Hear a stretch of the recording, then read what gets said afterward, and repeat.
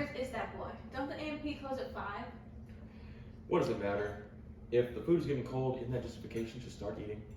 It isn't good practice to start eating unless everybody's at the table.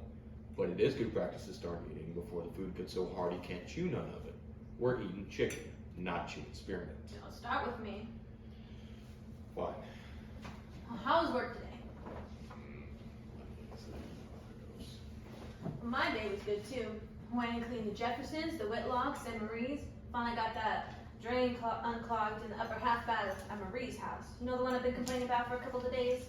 They could have just hired a plumber to come and take that old glob of hair and toothpaste out, but no, they had to use whatever help they done hired. Figures. Mm-hmm. You know what I saw today, Walter? I saw old Mr. Linder down by the laundry. Ain't that a blast from the past? Linder. You saw Linder. Man, ain't that a blast from the past. What do you look like now?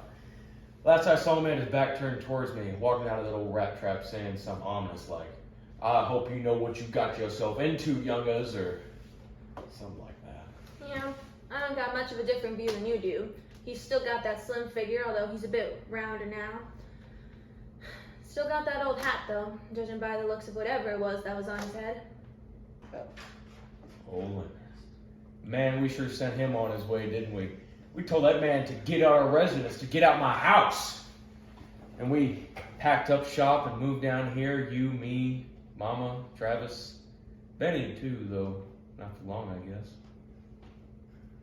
You miss her? Who, Mama? Yeah, of course I do, just like I do Big W. Boy, could that woman preach. No matter what it was about. Family, school, supermarket, Jesus, anything. Should have heard her talk to me in my day. Man, she'd rattle you to your core for even thinking about stepping out of line. Me and Benny both. Yeah, I wish I could be back in those days. Mom would cook and Daddy'd come home from work, then he'd sit down on that couch there and he'd talk with us about whatever he had to talk about. And Mom would call us to dinner and we'd go in there and we'd go eat whatever it was she whipped up, if there was anything to be whipped up. And then we'd all migrate to the living room and go listen to the radio, not saying much to one another, and by the time that clock struck 8:30, we were all in bed fast asleep. You know, as hard as we had it, I can't think of a night where I didn't sleep as sound as a rock. Those days are over now. She was a lovely woman, proud of what she had, but never prideful. Had a will of steel and a faith that could put the 12 disciples to shame. She really was tough on the outside, but had a true heart of gold and roses. Yeah, I guess she did. You heard from Beneath recently? I know we got that last letter a month or two ago, but haven't been really checking the mail as diligently lately. Yeah, I have. Sent me a letter about a month ago. Said that Joseph's good, village is in good order. Finally got some electricity out there in their medical ward. You know, keep out all the stink and the flies. Wrote some in Nigerian too, although I don't have the faintest idea on what it says. I still don't believe it. What? That my sister, an educated woman of medicine and first world comfort, would run off with some native back to his own country. What a backward world some of us live in. Benita didn't just run off with some native. She graduated school, she married Joseph, we had a wedding and a departing ceremony, thanks in no minor part to yourself, Walter. And then she left. She didn't just pack up and run off like in the middle of the night if you think that's what happened.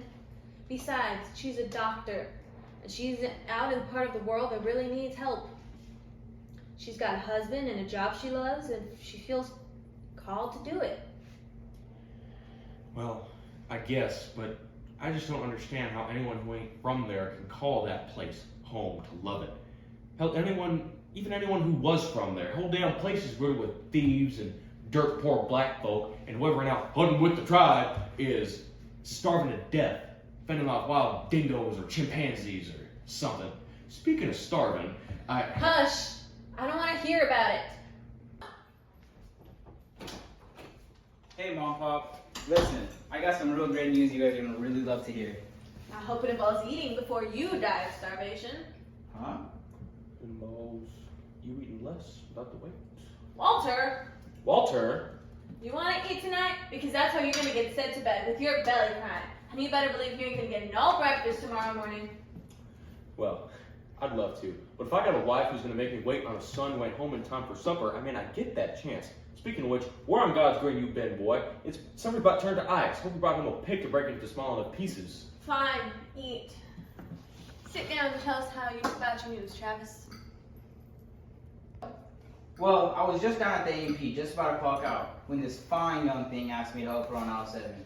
You know, with the tomato sauce on the top shelf? Mhm. Well, she asked me to come and help her get some of it, and so I did. Then we just get to talking. Well, that's just swell, baby. When we got to talking, she told me that she's a student here just at the college.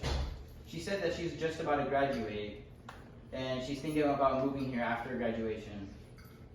Her family lives near by Clybourne Park, and they live just by the present. Mama, she's just so groovy.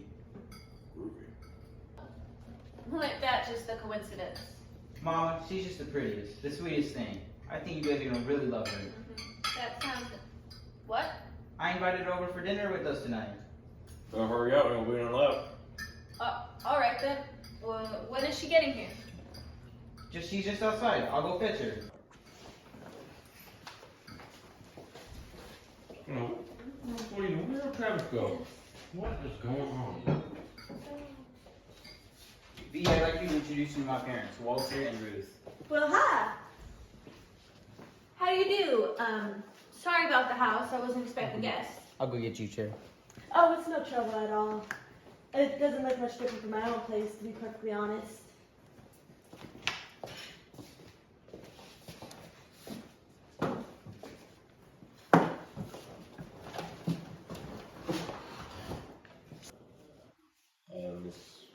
Miss... Valentine. Vicky Valentine. My uncle owns a place up in Clybourne Park. It's about 4 blocks down. I'm sure you two have met. Yes, Mr. Valentine. I've had the pleasure.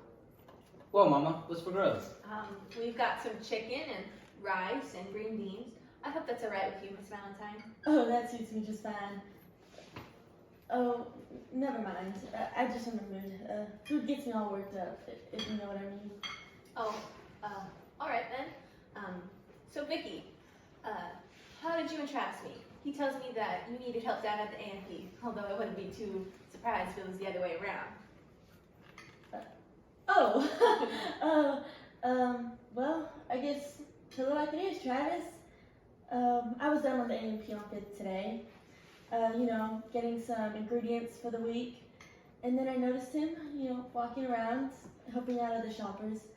Anyways, I went out to get some ragu, only to discover that it was way too high for a little old girl like me. And then Travis comes walking along and says, "How can I help you, ma'am?" Oh, how that just flooded my belly.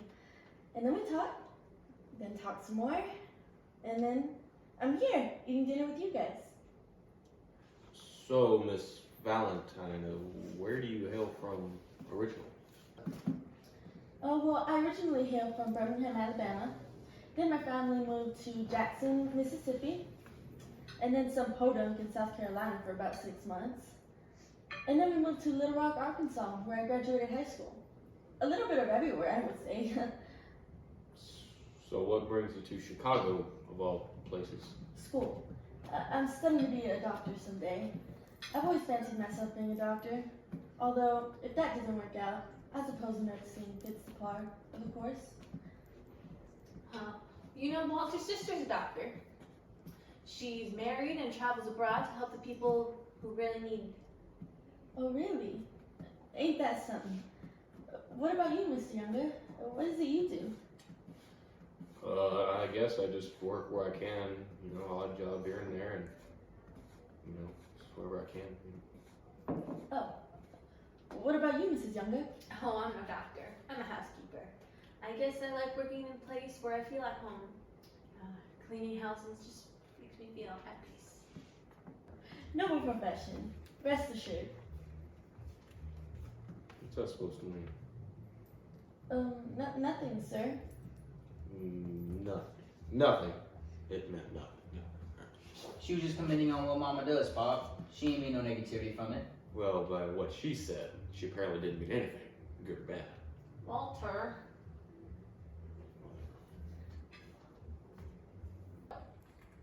So, Vicky, what do you think of the place? Oh, I think it's just beautiful. I really like the decor. It feels homey. And that plant there by the window. It's very majestic. What kind is it? You know I don't have the green thumb, V. I haven't gotten the faintest clue on what that plant is. I just know that it was my grandmother's, her pride and joy. She would have loved to meet you. Never met a stranger in her life. Oh, she sounds wonderful. She reminds me of our Luna, Luna? our cook back at home. Our Luna. Who's our referring to? Well, she's been with us for as long as I can remember. She moved in with us, followed us, really. She's practically one of us now. One of us. Practically. Can you answer a question for me, V? Yeah. Yeah, sure. What color is Miss Luna? Walter! Addison, you're excused.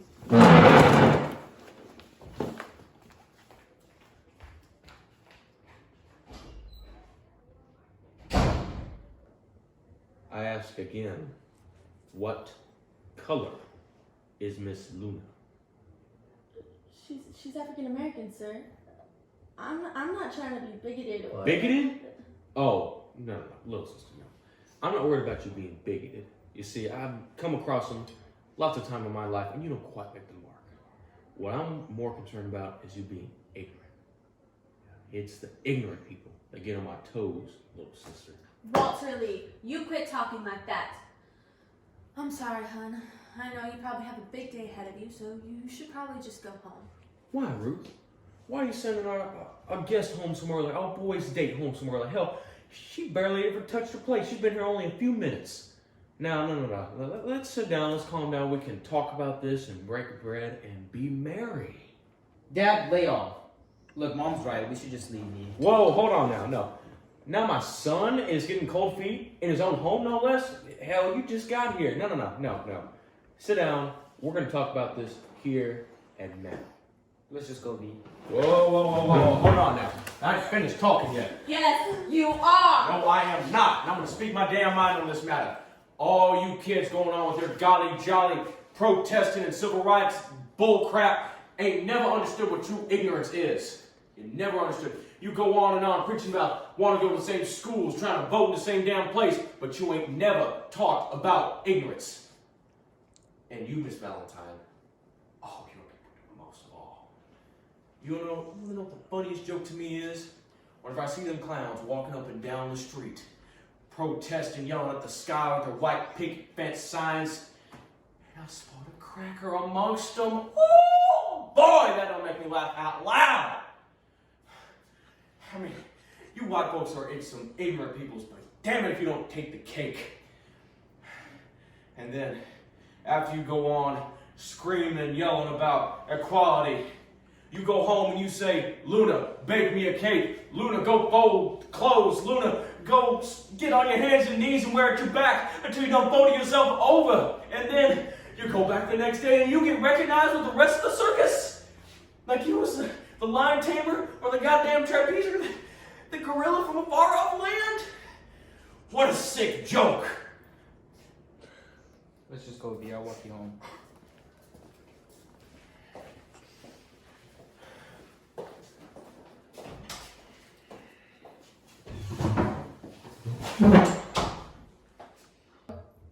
You done? Sure I'm done. And I hope you understand what you've just done. Why, Ruth? Why did you bring home some... White girl? Or were you gonna say cracker? And you talking about ignorance? You calling me a hypocrite, Ruth? No, I'm calling you ignorant. Oh, you're rapping into that girl about ignorance. And what have you done? The same thing.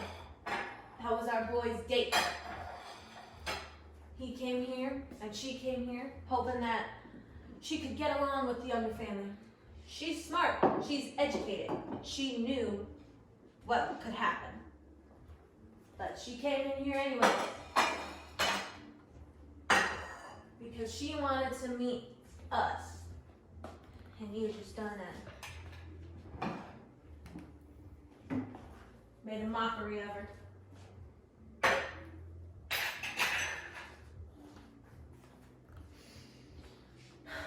You think your mama would have done something like that? You think she would have ridiculed her own guest?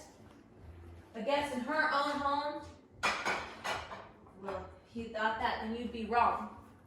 Now, hope you've had a good meal. And I hope you have a good night.